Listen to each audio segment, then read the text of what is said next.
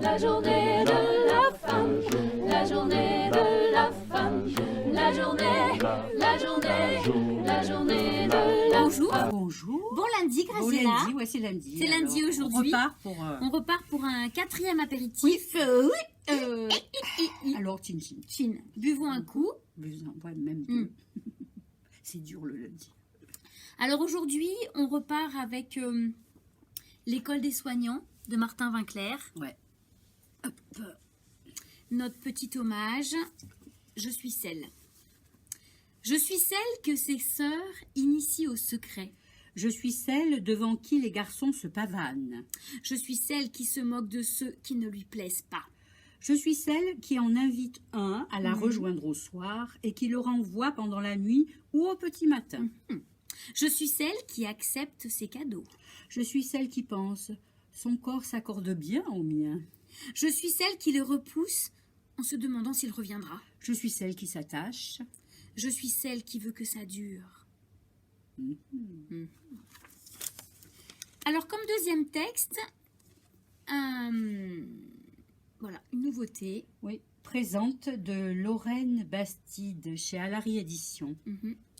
On va vous présenter un extrait qui est un montage. C'est un documentaire. Oui, un documentaire que vous trouverez en 305.4 à la médiathèque de Callire. Bien sûr. Je suis devenue féministe parce que j'étais journaliste. Je suis devenue féministe parce que j'aime ce métier et parce que j'ai chevillé au corps la certitude de sa responsabilité sociale. Je veux qu'il soit effectué avec rigueur et justesse. Mais tout le monde ne l'entend pas de cette oreille. Comme le soulignait la journaliste et autrice Rokhaya Diallo sur la scène du carreau du Temple, quand on parle de moi comme d'une militante, c'est pour disqualifier le travail que je produis. Il y a quelque chose de très réducteur, parce que militante, ce n'est pas un métier. Souvent, dans les débats auxquels je participe, j'ai face à moi des gens qui sont très engagés de l'autre bord politique et qui ne sont absolument pas qualifiés de militants. Ils sont chroniqueurs, éditorialistes, intellectuels. C'est comme si je ne produisais pas de pensée, d'analyse. Dans l'idée du militantisme, il y a cette idée selon laquelle ce qui est dit vient des tripes, qu'il n'y a pas de travail, que c'est un peu irrationnel d'une certaine manière, qu'il n'y a pas de construction. Cette suspicion de militantisme rejaillit souvent sur les femmes journalistes qui sont plus volontiers supposées manquer de neutralité en comparaison de leurs collègues masculins. Une journaliste veut parler des différences de salaire entre les hommes et les femmes dans les pages économie de son journal. Il y aura toujours un rédac-chef pour répondre qu'elle ne peut pas faire un bon article sur ce sujet parce qu'elle est trop concernée. Étonnante réflexion. En quoi l'homme mieux payé que les femmes est-il moins concerné par le sujet? En quoi son point de vue sur la question serait-il moins susceptible de chercher à faire pencher la balance en sa faveur? C'est peut-être à cause de cet argumentaire que les femmes journalistes sont surreprésentées aux sections culture ou loisirs des journaux et bien plus rares dans les rubriques politiques et économiques. Résultat, depuis la naissance de la presse, l'actualité politique est couverte par des hommes qui commencent le portrait d'une femme politique par la description de sa tenue, de sa coupe de cheveux. Résultat, les sujets importants concernant les droits économiques et la santé des femmes sont ignorés. Peu après avoir quitté le magazine Elle, je suis entrée à la télévision comme chroniqueuse au grand journal de Canal+. C'est le fait d'observer de l'intérieur la façon dont on fait la télé qui a achevé de me convaincre qu'il fallait tout changer. En gros, tous les soirs, ce qu'on me demandait, c'était de pétiller. Il fallait que je sois fraîche, que je traite des sujets light, pendant que mes deux chroniqueurs s'emparaient des sujets culturels et politiques. Il est aussi amusant de constater que lorsqu'on nomme une femme à la tête d'un média, comme cela a été le cas au Monde par exemple, on la colle souvent en binôme avec un homme. À ce sujet, la politologue Réjeanne Sénac emploie l'expression hilarante « un papa et une maman » et souligne que ce geste illustre parfaitement la façon dont l'inclusion sociale des personnes appartenant à des groupes dits minoritaires est conditionnée par les raisons qui justifiaient jadis leur exclusion. Dans le cas des femmes, on va les embaucher afin qu'elles insufflent à l'entreprise des qualités traditionnellement attribuées au genre féminin.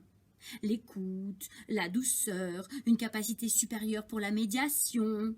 On attend d'elles une autorité complémentaire, incompatible avec un véritable accès au pouvoir. Quoi qu'il en soit, c'est fou comme la présence d'une femme à la tête d'un média peut changer les choses et vite.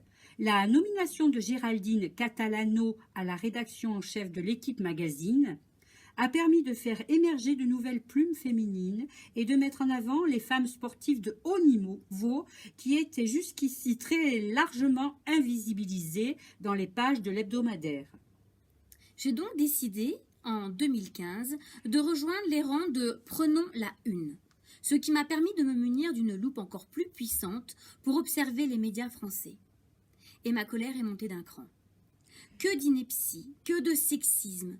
Dans tous les journaux, à chaque page, se répandent les stéréotypes de genre, la culture du viol, la lesbophobie et le racisme. Quand on se met à pointer et à nommer les choses, l'ampleur du désastre a de quoi décourager. On objectifie sans cesse les femmes, on les réduit à leur physique, on viole leur intimité. On moque leur âge, leurs vêtements, leur poids, on les désigne d'un prénom même si elles sont ministres. Qu'elles soient chercheuses, activistes ou artistes, on commente systématiquement leur vie privée, leur famille, leur sexualité. En militant au sein de Prenons la Une, j'ai mis des chiffres sur mes intuitions et vu se matérialiser un monde baigné d'inégalités. Dans le milieu des médias, les femmes sont volontiers précarisées. Elles représentent 53% des pigistes et seulement 45,2% des journalistes en contrat à durée indéterminée. Sous-payées, en moyenne 12% de moins que leurs pairs masculins, mais aussi agressées sexuellement. Reste que, dans les rédactions des journaux, les femmes sont physiquement, numériquement et économiquement dominées. En 2020, Boris Vian aurait eu 100 ans. Voilà. Et pour lui rendre hommage, on va pas chanter, mais on va vous lire une petite chanson qui s'appelle « Ne vous mariez pas, les filles ». Avez-vous vu un homme à poil sortir soudain de la salle de bain, dégoulinant par tous les poils et la moustache pleine de chagrin? Avez-vous vu un homme bien laid, en train de manger des spaghettis, fourchette au poing, l'air abruti, de la sauce tomate sur son gilet? Quand ils sont beaux, ils sont idiots. Quand ils sont vieux, ils sont affreux. Quand ils sont grands, ils sont feignants. Quand ils sont petits, ils sont méchants. Ne vous mariez pas, les filles, ne vous mariez pas. Faites plutôt du cinéma. Restez pucelles chez votre papa. Ne vous mariez pas, les filles. Ne vous mariez pas. Devenez serveuse chez un bougnat. Élevez des singes, élevez des chats. Ne vous mariez pas, les filles. Ne vous mariez pas. Levez la pâte à l'opéra. Vendez des boîtes de chocolat. Ne vous mariez pas, les filles. Ne vous mariez pas. Prenez le voile ou le prenez pas. Dansez à poil pour les gagas. Soyez radieuse, avenue du Bois. Mais ne vous mariez pas. Avez-vous vu un homme gêné rentrer trop tard pour le dîner, du rouge à lèvres sur son col, du flageolant dans la guibole? Avez-vous vu au cabaret un monsieur qui n'est plus très frais se frotter avec insistance sur une petite fleur d'innocence? Quand ils sont bêtes, ils vous embêtent. Quand ils sont forts, ils font du sport. Quand ils sont riches, ils gardent l'artiche. Oh, quand ils sont durs, ils vous torturent. Ne vous mariez pas, les filles. Ne vous mariez pas. Mettez vos robes de gala. Allez danser à l'opéra. Ne vous mariez pas, les filles. Ne vous mariez pas. Changez d'amant 4 fois par mois. Prenez la braise et gardez-la. Ne vous mariez pas, les filles. Ne vous mariez pas. Cachez la fraîche sous votre matelas. À 50 ans, ça vous servira. Ne vous mariez pas, les filles. Ne vous mariez pas. À vous payer des beaux petits gars. Rien dans la tête, tout dans les bras. Ah, la belle vie que ça sera. Mais ne vous mariez mariez pas. Ne vous mariez pas, les filles. Sur ce, Ne vous mariez pas. Non. Et rendez-vous demain. Hop là. Et n'oubliez pas de nous retrouver sur notre chaîne YouTube à 18h. Bibliothèque de Calian. Pour boire Voilà, un coup. pour boire un coup. Et n'hésitez pas à partager. Oui. Bonne soirée. La journée de la femme, la journée de la femme, la journée,